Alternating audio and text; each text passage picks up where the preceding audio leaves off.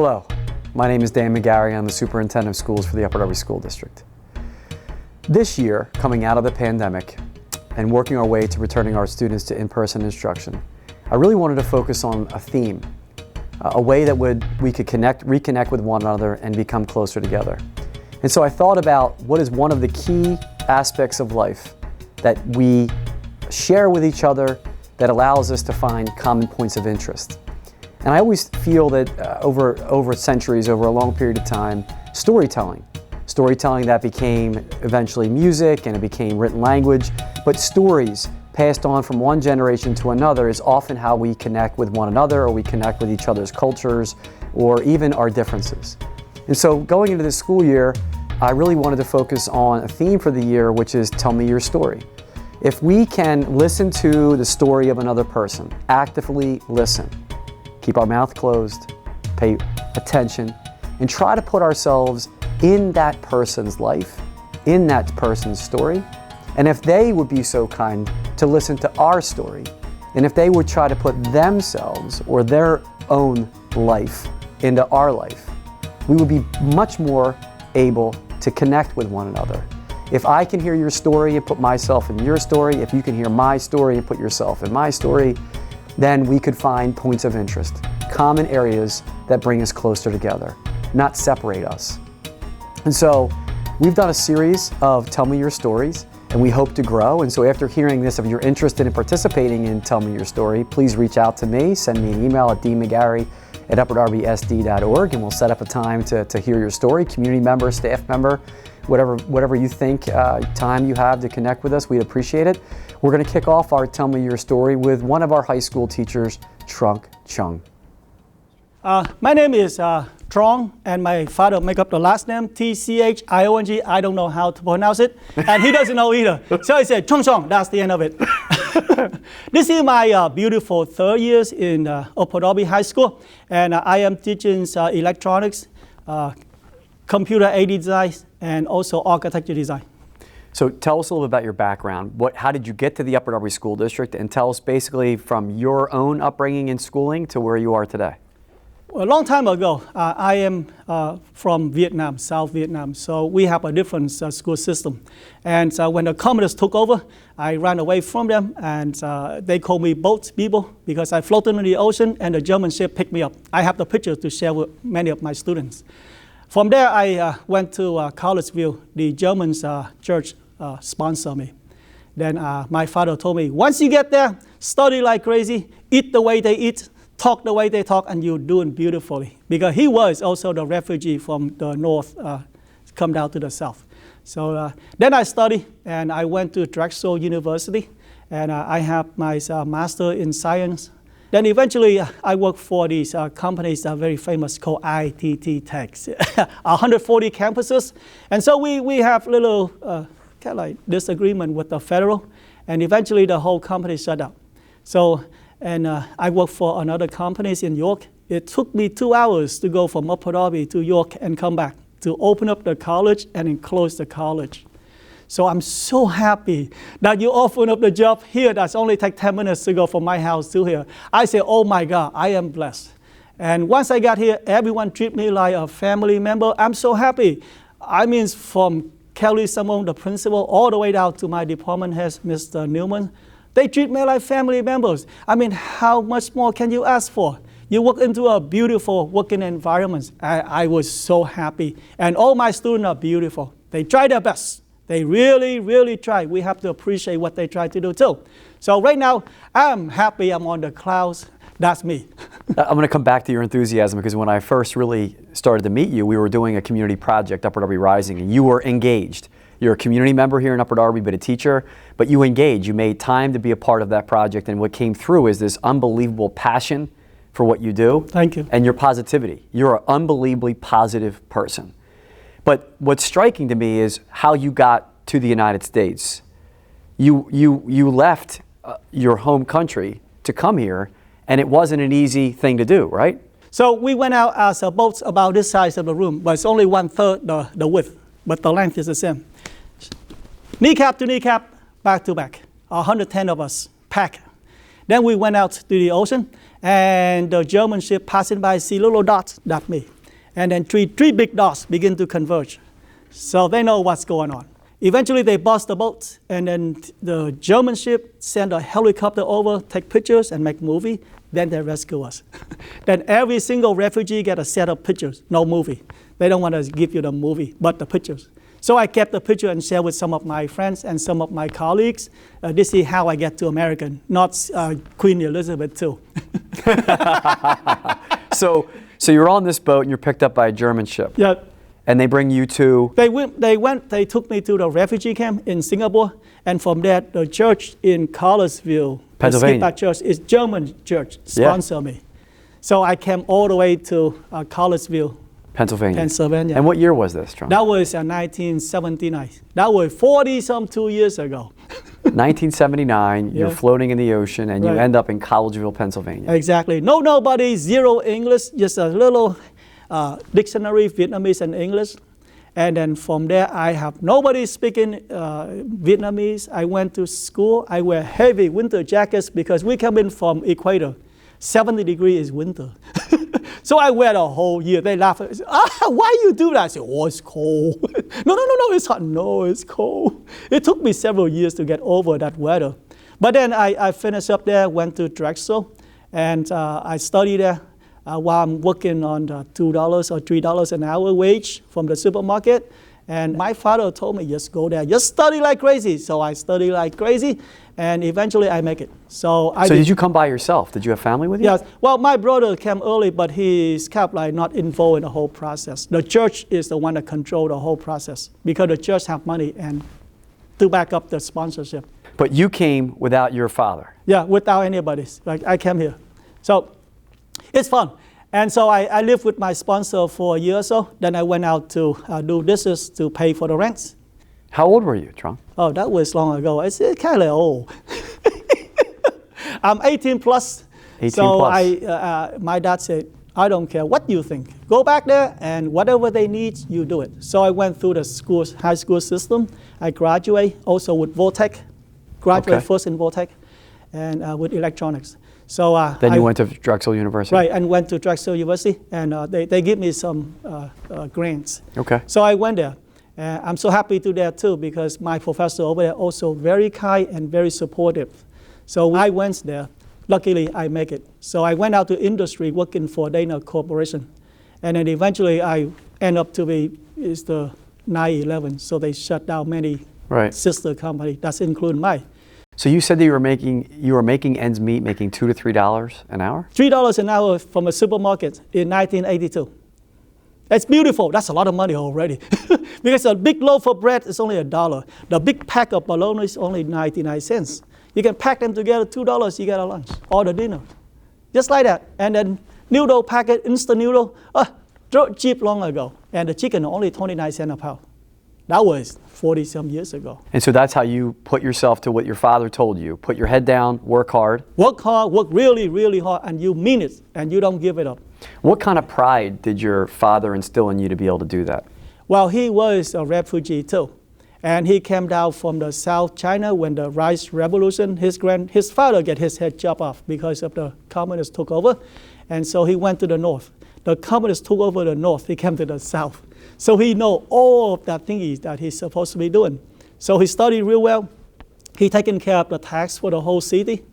And his brothers, the informal brother, is a mayor of the city. So they both telling me that when you're growing up, you're looking at us. This is what we do. We don't just say no to anything. We're just going to work on it until we get the results. And we do not give up. So that's what I follow. I keep everything positive because I am also human. I get limitation. So when I reach my limitation, I say, okay, at least I did try. I did try. And if at least I didn't make it this year, well, maybe what happened next year? Give it another shot and see what happened. So I'm always trying to keep myself like on the positive side. How does that translate to how you work with students? Well, for students, I mentioned to them that sometimes, like I do, is 2,000 times. You just saw it the first time. Don't worry, mistake is anticipated. Because I'm not a genius either. I make mistakes long ago. as you go along. Then your teacher will come along and help you based on the teacher experience. Then so don't worry about making mistakes. Just try it out, make mistakes. So what? John gonna come help me. What is a worry? What? There's nothing to worry about. Don't worry. Just try your best and show me what you got, and I'll help you from there to the next point. But you must somehow show me the mistakes. If you don't show me the mistakes, then what else can I do for you so that we can together solve it? How did you develop this personality, this such positive, reassuring, caring personality? Where'd that come from? Well, it also minors owed to Principal Kelly Summer. The book that she gave it to us and the training for professional development for the brain, and all of that come together. So it gives me some kind of like a practice path to say that if the student is upset in the morning, have you noticed that he or she have breakfast yet or something? That book say that. So why don't I learn from the book, why don't I practice that, number one. Number two, for equities, that's Kelly Simon, also the principal, tried to get us practice some more. So we treat everyone respect to their cultures, because I also have cultures too. I practice differently, but now that we are together. So let's handshake and see what common points that we can have. Then from there, we work it out, right? So if I believe in something, you believe in something, or they kind of have something match. And if it's matched, let's start from there. Let's start from the positive side. Have full class. Right. So that's what I do, and I'll be honest with you. I'm 61 already. There's no reason for me whatsoever to get angry, upset, or what have you, because you're in education. And I borrowed quotes from my Millersville professor. Education is not a product, it's a process. It's developing. So you have to work on it. You cannot just simply say, like when you were engineers, when I designed the clutch and brakes for the car, it just come out a product, and the product sell, and it perform exactly the way it is. While in education, it's not like that. And I taught at Drexel University for 5 years as the evening adjunct professor. I also noticed that you cannot just, you do it so many times. Then you got here. How can you expect them to do the same thing you do? That's not fair. So from there, I kept like put them together, and with the were you able to keep in contact with your family in Vietnam when you left? How did yes, that? Yeah, we have one aunt over there, and some of my sisters in Taipei, Taiwan, some of my sisters in California, and some of us are here. We scatter everywhere. Everywhere. So because of the war, wherever we can go, we go. So that's why it's scattered. But eventually we have a cell phone, so it kind of like, they have a cell phone, I don't. I don't have a cell phone, but they do. So they chat constantly. Yeah, I jump in because they let me. But other than that, they also speak Chinese, I don't. So if they don't want me to know anything, they switch the language. Even though we are brother and sister, right? We are the same family, same father, but then I didn't study Chinese. So I only study Vietnamese. So when they want, don't let him know, then they switch the language. It was funny. Yeah. So you don't have much interaction with them now, with your family? I do. I have them. Two of my sisters live close to me. Okay. My mom is on the other street. She have her own house. Oh, okay. Yeah. So we have a little group here, and my brother is in South Street. Oh, okay. And the rest of them is in Taipei, Taiwan, and the one in California also. So that's the one that's far away. If there's something about your story, about who you are as a person, that you would like to pass on to somebody else or pass along to somebody else, what would that be? What would define you? I would say that, look, if you think you are an expert, think again. So be positive, be helpful, and just remember, be empathized for other people too. You cannot just use your own cultures, your own expectation, and judge somebody else. Let's put yourself into that person's situation, just like my student, right? And then see how it goes. And then from there, you work it out on the positive side. Not to look for something negative, but something positive and try to develop it. So I only looking for positive side. Anything that negative, I am trying not to pay attention to it, because eventually math have multiple solutions. One of them you like it, the other one you don't like, but it's also a solution. So let's stay positive all the way and see what happens. How do you do that? Where does the positivity come from? Why are you, because for me as a superintendent of a school district, I wish that I could always be as positive as you are, and it's really refreshing to see somebody that positive. Where does that come from? Well, I think you're always positive. You have an open door policy. Sure. You share with us all the informations. You tell us where the direction moving and work with us as a team. I don't see anything in that is different than I see you as also my model, because look, when you in charge of the whole organizations, even I argue with my wife. I do. So even your wife, you argue with it, but still keep in the context that we're going to try to solve a problem. So for that, you have them all.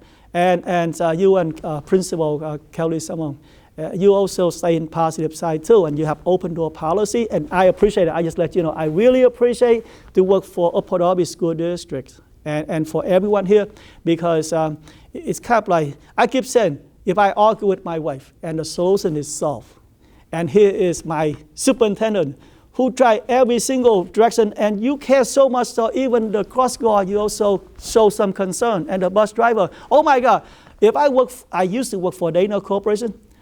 My CEO doesn't do that. My CEO said, if it doesn't make any sale, it doesn't make profit, I'll close you down. And I'm not gonna tell you when, I'll shut you down. Yeah, but here, you keep everyone in the same family, so I'm just rubbing up from what you got. But you have you're a happy person. Have Maybe you always too been? much soy sauce. Have you always been happy though? I think so, yeah. Yeah. Yeah, maybe it's some sort of like deficiency, I have to fix it. Do you feel that that's important in building relationships with your students? I do believe so. If you come in with a smile in your class, it will be much easier to talk to them. Instead of coming with the angry face. And I noticed that from the book also. That is because they are coming from different backgrounds, and their physical needs, maybe not needs at home. So the brain trainings that we have, professional development, is very helpful. And it tells me insight of how the young people are thinking, because something else happened, the food, the security, all that. And so as a teacher, also as a human, you got to recognize both of that. And I try my very best to keep happy and keep in the positive side. Right. I try not to fall back into the negative, because it might not work on the other side. Do you think your path to get to the United States of America in 1979 is similar to what kids who are leaving other war-torn countries over the last 15 to 20 years, do you think it's similar? Like, we have kids in our high school right now that have experienced that. I think so, yeah. In my case, they torture me with communist theory every day. I could not take it anymore. So I think so, yeah. And I have seen in my time when I was young, body bag come back constantly because I live next to the hospital. I can see truckloads of dead body. I'm sorry to say that on the camera, but I saw that. And so it gradually got me. So I have to get up. And my dad said, don't worry, I'll set up and you're gonna get up, because I know what's gonna happen. So yeah, similar scenario. And I told my student who are EL student or ELL, I said, don't worry, I was on your shoe long ago. I got nobody to talk to, no teacher help me. I learned all the English by myself with the dictionary. I post all the words and whatever that means in Vietnamese, I paste it on the wall every single where that I can find a spot. And in the morning, I wake up, I walk around to see all that words so I can learn. And I don't mind if people laugh at me, I'm gonna say out loud the words. If they laugh, I know that's the words I have to work on, okay? And then one day, if I say a story to you and you smile, I got it. Now I can communicate with you on your language. And I will do that. And in order to do that, you have to start talking. That's really a really cool way of saying it, that when someone smiled at you, it reassured you that you were doing the right thing. Right. That's really a great takeaway. Exactly. That positive feedback that you received overwhelmed the negative laughter. You chose to focus on, okay, I'm going to get past the laughter. You smiled at me. I know it's right, and I'm going to keep working on to the next word and the next thing. Exactly. Yep, that's exactly. And you pass that on to your students in your classroom today. I mention to them all the time. I say, listen, before we start, we also try out the circle. I did that this summer school too. I say, look, let's just forget about school for a second, right? That's a human to human. Correct. That is a human to human, no teacher to student, just human to human. And so now I'll tell them my story. I show them the pictures. I say, this is how I get to United States, and this is my struggle to get here, and how I learn the language, how I try to evolve into a better human.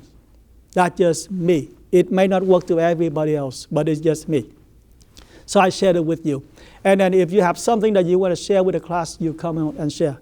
Or something like in a brush have a sale. That's also good. Yeah? Let's just share something so that we can get some kind of relationship. We can trust each other. And that way we can move it on to the learning. Otherwise, if, oh my God, he picking on me. And that will be no learning. Doesn't matter where. No, the laughing at somebody instead of smiling at them and reassuring them. Yes. The laughter hurts, the smiling and reassuring exactly. moves you forward. Yep. Just on a personal level, I want to let you know that your positivity is unbelievable. I'll try.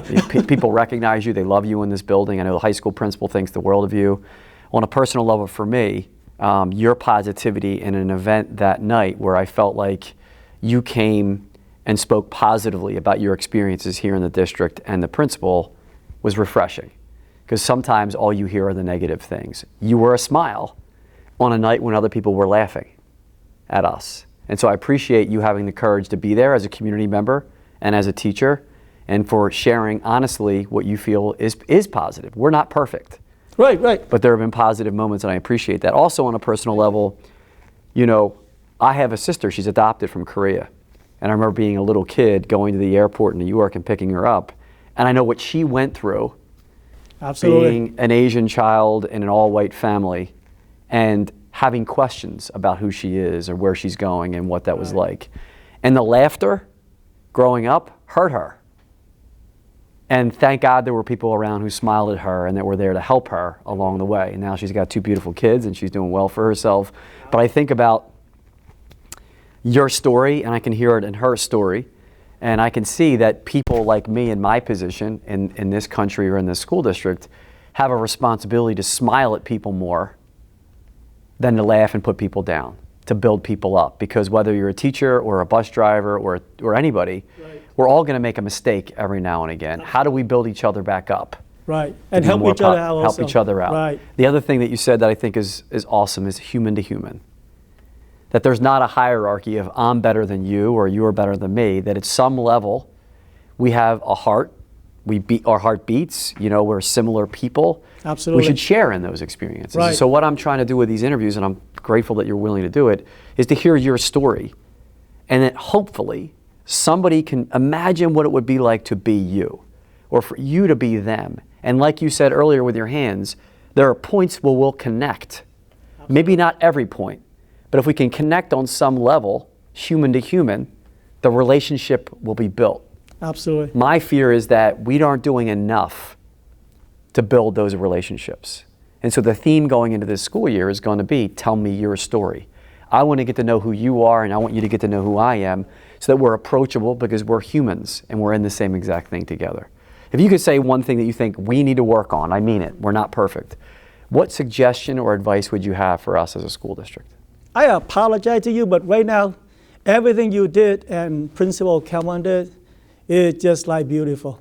I have nothing more to add to it because you share all the concern from here all the way down to the bottom of the rank. You show all the concerns. You open your arms, you take care of everyone's. That's amazing. Principal Kelly, someone also opened up these meet me halfway and have the student come in and share the burden with them. Also beautiful. And my department, Mr. Newman, comes up. My boss is awesome. Yeah, he's a good guy. Yeah, he said, you need something? You tell me. And yes, he delivered. Yeah, he's a great guy. And the whole team down there is awesome. Everyone treat me like a real family member. I'm so happy. I mean, I never been into such a place before. Oh. I work for industry where I used to be a director for electronic program and IT techs. It's not like that. Not like that. Yes. Well, I don't want to take more of your time, but for me, you taking the time to be here with us and what you've done for the school district, I hope you stay with us for as long as you have the stomach to do it. I love this place. Yeah. Well, I don't want to go anywhere. We're going to keep you as long as you want to stay with us. So thank you so much for taking the time. Thank you, sir. I appreciate it. Thank you. Thank you so much.